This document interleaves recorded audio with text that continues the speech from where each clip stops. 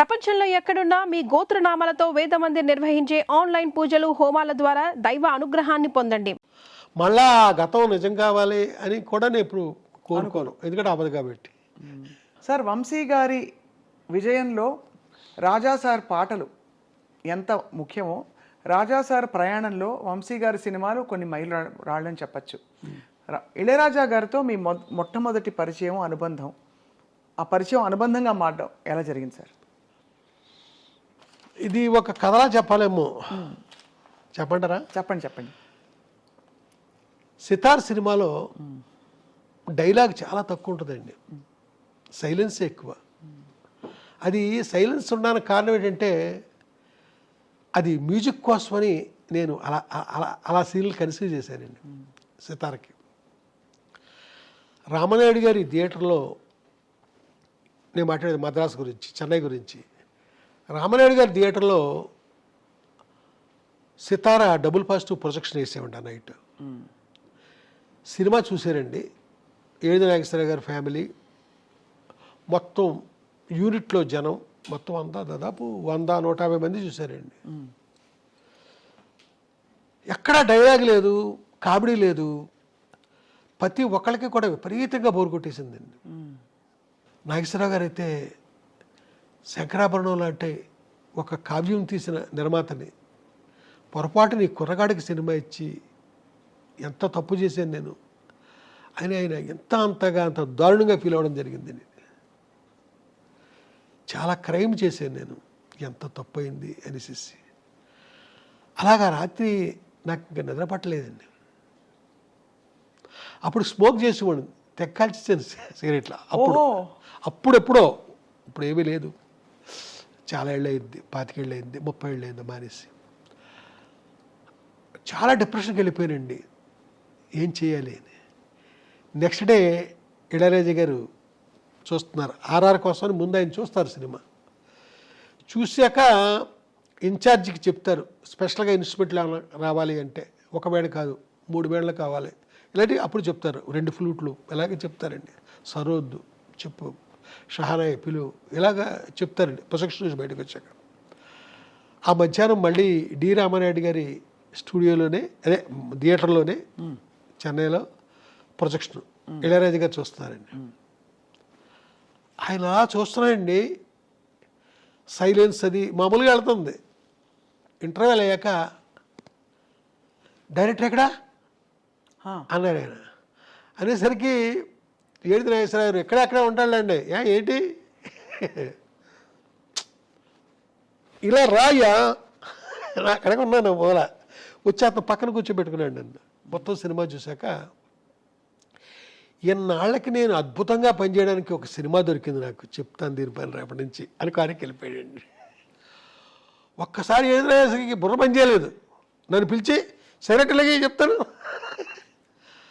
అన్నాక ఆ next day నుంచి ఒక్కొక్క రీలు ఆయన అన్నాడు కదా, నేను 70mm ఆ పెద్ద స్క్రీన్ చూస్తూనే రికార్డింగ్ చేస్తాను ఈ సినిమాకి, చిన్న స్క్రీన్ మీద చేయను అంటే ఆ 70mm థియేటర్లో డేట్లు తీసుకుని అప్పుడు అక్కడ మొదలెట్టారండి. ఒక్కొక్క రోజుని ఒక్కొక్క రీలు ఈయన ఆర్ఆర్తో నిండుతుంటే సినిమా ఎక్కడికో పోతుంది. అలాగా ఒక రోజున అన్నాడు కదా ఇళయరాజా గారు, నన్ను పిలిచి ఈ సినిమా ఫైనల్ ప్రోడక్ట్ అని నువ్వు నేను పక్కనే కూర్చొని చూద్దాంరా అన్నాడు. అంటే నన్ను ఎంత ఇష్టపడ్డాడో చూడండి. అలాగా ఆ సినిమాతో ఆయనకి దగ్గర అయ్యారండి. నెక్స్ట్ ఆ సితార్ తర్వాత పూర్తి కాంట్రాస్ట్ సినిమా ఇంకోటి చేశాను, అన్వేషణ. అబ్బా, అన్వేషణ సహజంగా ఇళయరాజా గారు ఆర్ఆర్ 4:7-9 అంటే మార్నింగ్ 7 గంటల నుంచి రాత్రి 9 గంటల దాకా 4:7-9 ఆర్ఆర్ అయిపోద్దండి. ఆయన 8:7-9 చేసిన టైటిల్స్ మిగిలిపోయినాయి. అవట్లా అంత ఆర్ఆర్ ఉందండి. ఆ సినిమా చూస్తూ చేస్తున్నాడు మ్యూజిక్. ఏనాడు పక్కనే ఉంటాను కదా, ఇలాగుంది అలాగుందని ఏమీ మాట్లాడలా, అద్భుతం జరిగిపోతుంది అక్కడ తెర మీద చూస్తూ. దాని తర్వాత ఆ సినిమా హిట్టు అది మొత్తం అంతా జరిగిపోయింది అద్భుతంగా. అసలు అయిపోయిన తర్వాత నెక్స్ట్ అద్భుతమైన పాట అండి వాళ్ళ మధ్యాహ్నం. గోపెమ్మ చేతిలో గోరు ముద్ద, రాధమ్మ చేతిలో వెన్న ముద్ద అని ప్రేమించి ఆ పాట నోట్స్ ఇచ్చేసాడు, 229లో నోట్స్ ఇచ్చేసాడు. రేయ్ నాకు సైట్ వచ్చింది అంటున్నారు చెత్వారం, డాక్టర్ దగ్గరికి వెళ్తున్నాను రా అన్నాడు. ఇద్దరం కారులో వెళ్ళాం. అలా ఎన్ని చోట్లకో తీసుకెళ్ళేవాడు నన్ను. వెళ్తే రాయపేటలో ఒక ఇంటి ముందు సిమెంట్ సోఫాలు ఉన్నాయండి. ఇంటి ముందు సిమెంట్ సోఫాలు. అక్కడ కూర్చున్నాము. మమ్మల్ని చూసిన మనిషి లోపలికి వెళ్ళి ఒక ఆయనకి చెప్పాడు. ఆయన చొక్కా బటన్స్ పెట్టుకుంటూ బయటకు వచ్చాడండి. ఆయన ఎవరంటే సౌందరరాజన్ గారు, ఓహో క్యారెక్టర్ ఆర్టిస్ట్. వచ్చి ఈ కారులో కూర్చున్నాం. ఈ కుర్రోడు ఎవడు రాజా అన్నాడు నన్ను చూసి. ఈడెవడంటే ఆ మధ్య ఒక కుర్రగాడు ఇంగ్లీష్ సినిమా తీసాడన్నానే, ఆ సినిమా డైరెక్టర్. అమ్మిడమ్మా నన్ను ఇంగ్లీష్ సినిమా అంత బాగా తీసాను అన్నాడు. నాతో లేదండి, ఆయనతో అంటున్నాడు. ఇదండి ఇళయరాజా గారు నాకు దగ్గర అవడానికి. ఆయన అంత అది అర్థమైంది సార్, ఎంత గురి పెట్టేసుకున్నారు ఫస్ట్ సినిమా నుంచి. కానీ మీ సంగీత ప్రవేశం పరిచయం ఎలా జరిగింది? మీకు అంత పాట లేకపోతే ఆయన అంత పాట బయటికి అంటే మీ సినిమాల ద్వారా రావడం అనేది సాధ్యం కాదు. మీకే స్వతహాగా చిన్నప్పుడు సంగీతంతో నేర్చుకోవడం. నా సంగీతం పక్కన పెడితే మన రాజ్కోటిలో రాజుగారు ఉన్నారు కదండి, ఆయన ఇక్కడ నేను శ్రీ కాణిపాక వరసిద్ధి వినాయక సుప్రభాతం అని ఒక నా మ్యూజిక్లో ఒక 1 hour ప్రోగ్రామ్ చేశానండి. బాలుగారు పాడారు, నారా రామూర్తినాయుడు గారు దాని ప్రొడ్యూసరు. అయితే మొత్తం అంతా రికార్డ్ చేసామండి. దాని కథ పక్కన పెట్టండి, అది రిలీజ్ కాకపోవడానికి వేరే కారణం ఉంది. షిరిడి సత్యసాయిబాబా గారు వినాలి, ఆయన ఓకే అంటే అప్పుడు రిలీజ్ చేస్తానన్నారు రామూర్తినాయుడు గారు. ఇంతలో సత్యసాయిబాబా గారు చనిపోయారు. దాంతో అది అలా ఉండిపోయింది. అద్భుతమైన ఒక అదే మన సుప్రభాతం అండి అది. అయితే దానికి కండక్టర్ వచ్చి రాజుగారు పనిచేశారు. టీవీ రాజుగారు అబ్బాయి, రాజకోట్ల రాజుగారు. ఆయన అంటారు కదా, వంశీ గారు రాజా మీకు మట్టుకి మైనస్కల్లో చేస్తాడు, మీరు అడుగుతారా తను చేస్తాడా అంటాడు. నేను ఏం చెప్పనండి, నవ్వుతూ ఊరుకుంటాడు. బాలుగారు ఒకసారి దయ్ ఏంటయ్యా ఆడికి సపరేట్గా చేస్తాడు, ఏంటి కారణం ఏంటి? నేను నవ్వుతూ ఉంటాను. బాలుగారు అక్కడ పౌరతత్వ గారు చెప్పారు కూడా.